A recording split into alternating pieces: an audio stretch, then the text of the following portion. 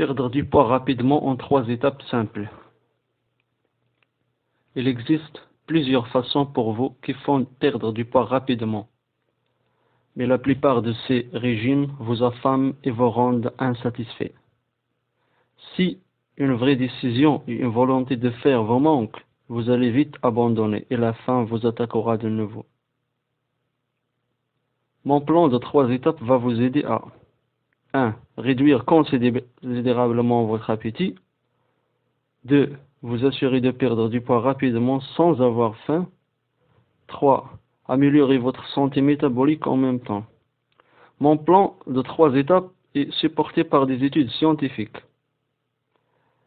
La première étape, réduisez votre consommation des aliments sucrés et des amidons. L'essentiel est de réduire votre consommation des aliments riches en sucre et les féculents et glucides.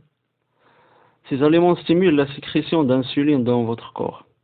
Si vous ignorez cette information, je vous rappelle que l'insuline est l'hormone principale qui permet de stocker les graisses dans votre corps. Lorsque l'insuline baisse, la graisse sort des réserves de graisse et le corps commence à brûler les graisses au lieu des glucides. Un autre avantage de faire baisser le taux d'insuline, vos reins libèrent les excès de sodium et de l'eau de votre corps et vous perdez du poids et la quantité d'eau inutile pour votre corps. Il n'est pas rare de perdre jusqu'à 10 livres, parfois plus, dans la première semaine en mangeant de cette façon. Vous perdrez à la fois la graisse et l'eau de votre corps. Réduisez votre consommation des glucides. Abaissez votre insuline et vous allez commencer à manger moins de calories automatiquement et sans faim. Sans avoir faim.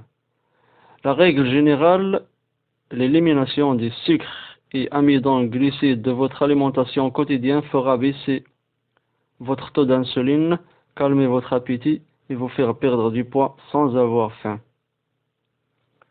Passons maintenant à la deuxième étape de mon programme. Mangez les protéines, les lipides et les légumes. Chacun de vos repas doit inclure une source de protéines, une source de matière grasse et une source de légumes à faible teneur en glucides. Préparer vos repas de cette façon apportera automatiquement votre consommation de glucides au niveau recommandé de 20 à 50 grammes par jour. Voici quelques sources de protéines. La viande, le bœuf, le poulet, le porc, l'agneau, le lard, etc. Les poissons et les fruits, le saumon, la truite, les crevettes, les homards, etc. Les œufs, oméga 3, des œufs enrichis et les œufs de pâturage sont les meilleurs. L'importance de manger beaucoup de protéines est quelque chose qui ne peut être surestimé.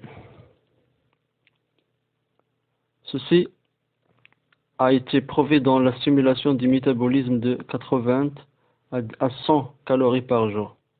Les légumes riches en protéines peuvent aussi calmer vos désirs obsessionnels sur les aliments et la nourriture en général à 60%. Diminuez votre désir de grignotage de fin de soirée à moitié et vous aider à vous sentir rassasié, juste en ajoutant des protéines à votre alimentation. Si vous désirez perdre du poids, la protéine est la reine des nutriments. Point final.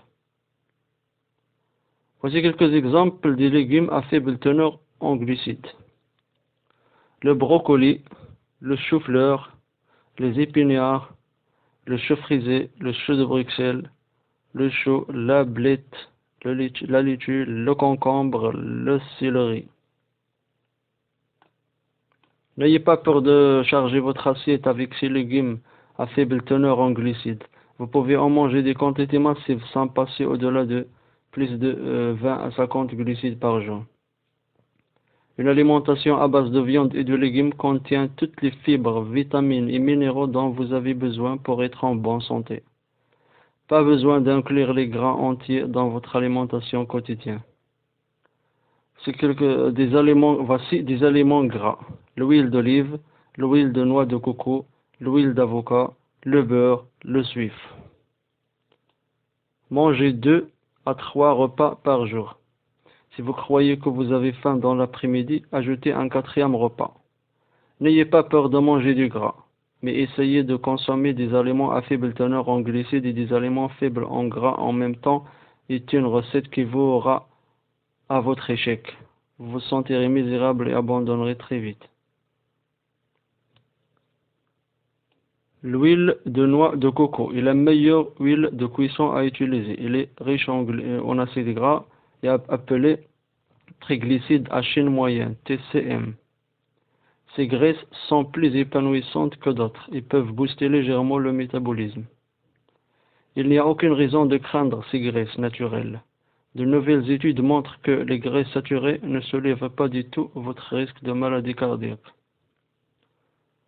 Maintenant, passons à la conclusion. Préparez chaque repas en se basant sur une source de protéines, une source de matière grasse et une source de légumes à faible teneur en glucides. Cela vous mettra dans un niveau de 20 à 50 grammes de glucides, ce qui fera réduire considérablement votre taux d'insuline. La troisième étape et la dernière étape, soulever des poids 3 fois par semaine, la musculation. Vous ne devez pas vous exercer pour perdre du poids dans mon programme de 3 étapes, mais il est recommandé. La meilleure solution pour vous est de fréquenter la salle de gym 3 à 4 fois par semaine. Faites des échauffements, soulevez des poids, puis faites des étirements. Si vous êtes nouveau à la salle de gym, demandez à un entraîneur de vous donner des conseils débutants. En soulevant ainsi des poids, vous allez brûler quelques calories et éviter le ralentissement de votre métabolisme, ce qui est un effet secondaire fréquent de perte du poids. Des études qui ont été menées sur les régimes à faible teneur en glucides montrent que vous pouvez même gagner un peu de muscle tout en perdant des quantités importantes de graisse du corps. Si la musculation ne vous convient pas, alors je vous propose de faire quelques séances d'entraînement cardio plus faciles comme la course, le jogging, la natation ou la marche à pied. L'essentiel est de faire régulièrement des exercices de musculation de l'haltérophilie.